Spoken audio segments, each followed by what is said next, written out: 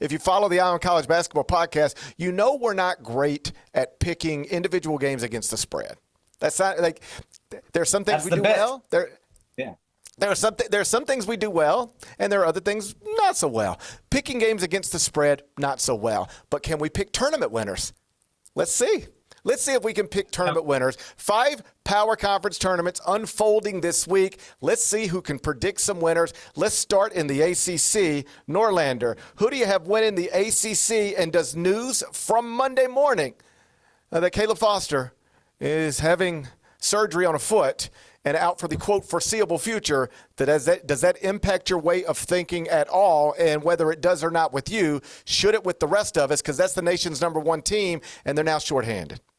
At the risk of making this A block entirely too beefy, which is already going to happen, when you hear a coach use the phrase foreseeable future, how does that? That means he's done. That means he's done.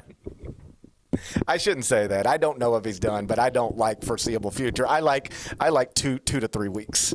That was Shire saying, I want to try and be as honest as possible without saying this is season ending, because maybe there's a chance that if we make the Final Four, he could be back. And if Duke makes the Final Four and Caleb Foster can be back to experience that again, would love to see that. Without Patrick Ngongba and without Caleb Foster, your boy here is going for a non-Duke team to win the ACC tournament. I want to be clear. If Duke wins the ACC tournament and every single margin is by 12-plus points, even without 2 of its starters, I will not be surprised. I will not be shocked in the slightest. That said, Virginia is 27-4. I'll say Virginia beats Duke in the ACC title game. We're so low on Caleb's now in the ACC. We are, yes. I mean, we had 2 really good Caleb's not too long ago, and now we've lost them both. Unfortunate. I'll take Duke, shorthanded, still to win the ACC. I just think they're a level above everybody else in that league. Evidence being that they beat everybody else in that league by like 20 to 30.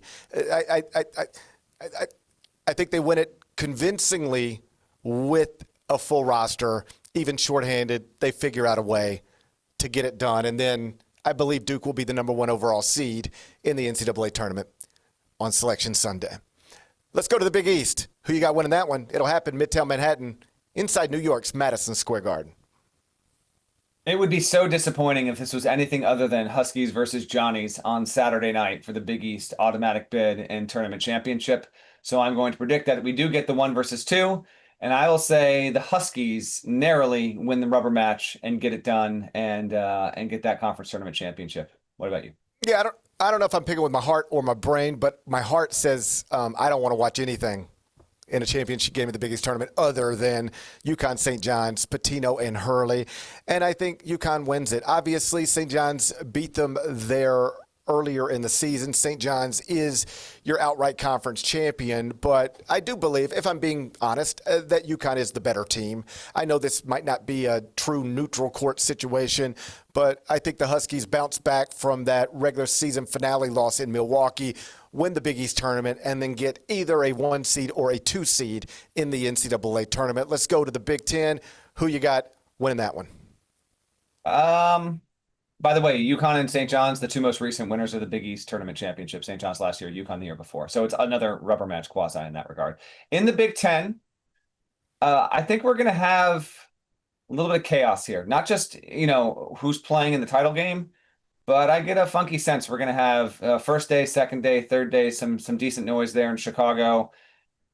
I'm going to say Illinois and its offense, the #1 offense in the country, finds a way to shoot itself into the title game and gets the win. And then, this is probably going to age terribly. There is no reason why Purdue should make the title game with the way it's been playing. But I'm doing it, GP. I will go Illinois over the Boilermakers on Sunday on CBS, leading into the selection show, oh, by the way. And if you have forgotten, Purdue and Illinois faced each other once this season. That was back in near the end of January. Illinois won on the road at Mackey 88-82. This is the one where I could see the most possible reasonable outcomes. My pick is Michigan. I'll take the 1 seed. I'll do it out of respect for them having a historically great Big Ten season. But if you told me Illinois won it, there's nothing crazy about that. If you told me Jeremy Fears and Tom Izzo figured out a way to get the trophy, I could see that. Nebraska, like, I guess nobody just ever picks them to do anything, but they keep winning, and they are the 2 seed in this thing. Wisconsin has beaten 4 top 11 net teams 3 times on the road. By definition, if you can do that, you can beat anybody in any one particular game. And if you can do that, you can, by definition, win the Big Ten tournament. Purdue was still the preseason number 1 team. Hadn't been playing like it lately, but crazier things have happened. And then, like, UCLA. I know they're outside of the Pacific time zone. That's always problematic. But that's a team that I could just see. You look up and we're all laughing like, well, look, Mick's in the semifinals, 40 minutes away from the championship game, complaining the entire time. I could see the Big Ten going any direction. I'll lean toward the 1 seed Michigan Wolverines.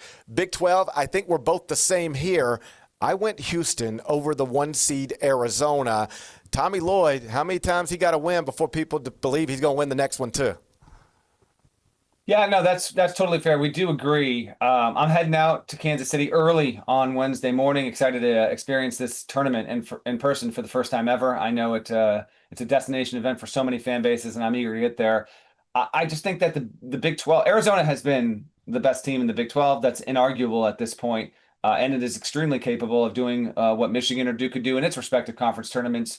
But we got some real coaches, some real talent, some teams that are capable of making the Final Four in this conference outside of Arizona. And we never get a situation where the 5 high major tournaments all have the best team win it. Just doesn't happen. Never. There will be non-1 seeds that win some of these, and multiple conference tournaments will have non-1 seeds win it. So I will go with the Cougars to get this done in the title game in an epic over the Wildcats. Yeah, so that's 2 seeds I've got winning conference tournaments. UConn in the Big East, Houston in the Big 12. I will get back to the 1 seed in the SEC. I think Florida's the best team. I don't know that I thought that through 9 games, but it's crystal clear in my head. On March 10th, 2026, I think Ty Golden's team wins the SEC tournament, and then they are the 4th number 1 seed in the NCAA tournament, joining Duke, Arizona, and Michigan on the top line. Well, I'll tell you what, I have Illinois winning the Big Ten. I have Purdue getting to the Big Ten title game, and I've got Alabama winning the SEC. Those are the 3 most efficient offenses in college basketball. And we'll see if Florida does it as well. I won't be surprised. But Bama's got some real talent in that backcourt. And the SEC typically does provide something of a non-1 seed winner in its conference tournament. So I do like Alabama to be the one that pulls it out and get it done. I'm super excited and intrigued for this one. Because if Florida continues to steamroll, then yeah, be aware because they're going to be I think they'll be considered as likely as any other team to win the NCAA tournament. GP, I've given you all my 5 winners. What do you notice about what's the pattern there? If you can pick it out real quick. Virginia, UConn, Illinois, Houston, Bama. What do they all have in common? They're all fine universities. I'd be happy for my sons to attend any of them. They are all non-1 seeds. Your boy here is going to be wrong. There will be at least one seed that wins a high major tournament. I didn't do this intentionally. I realized it after the fact. I don't have a single top-seeded team in any of the power conferences winning the conference tournament, so I will be wrong. It's just a matter of how badly. Well, you're braver than I am. I took, I believe, 3 1 seeds. So you're braver than I am. We'll see how it all shakes out. Can't wait. Just a fun week of basketball. Can't wait to see how it unfolds because it almost always, regardless of whether you know where it's coming, it delivers some real memories.